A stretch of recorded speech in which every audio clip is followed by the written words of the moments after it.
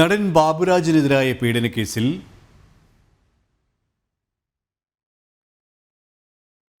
പീഡനക്കേസിൽ നടൻ ബാബുരാജിന് മുൻകൂർ ജാമ്യം ലഭിച്ചു. ഹൈക്കോടതിയാണ് മുൻകൂർ ജാമ്യം അനുവദിച്ചത്. അന്വേഷണവുമായി സഹകരിക്കണമെന്നും കോടതിയെ ആവശ്യപ്പെട്ടു. വരികളുമായി രേഷ്മ ബാബു ചേരുകയാണ്. രേഷ്മ, കോടതി ജാമ്യം അനുവദിച്ചിരിക്കുകയാണ്. ഏതൊക്കെ ഉപാധികളുടെ പുറത്താണ് ജാമ്യം അനുവദിച്ചത്?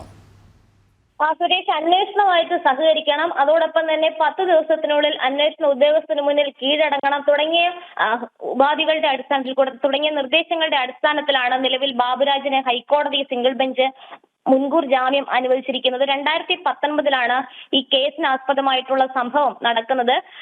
ജൂനിയർ ആർട്ടിസ്റ്റിനെ സിനിമയിൽ അവസരം വാഗ്ദാനം ചെയ്തു പീഡിപ്പിച്ചു എന്നുള്ളതായിരുന്നു പരാതി. അടിമാലി പോലീസാണ് ബാബുരാജിനെതിരെ കേസെടുത്തത്.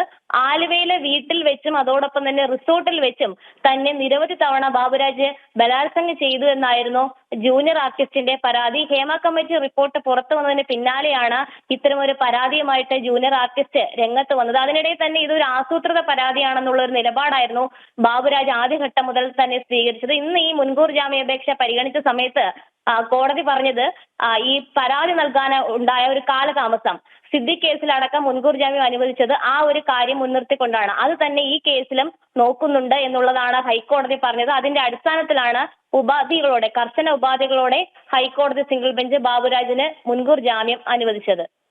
കൊച്ചിയിൽ നിന്നും രേഷ്മയാണ് വിവരങ്ങൾ നൽകിയത്.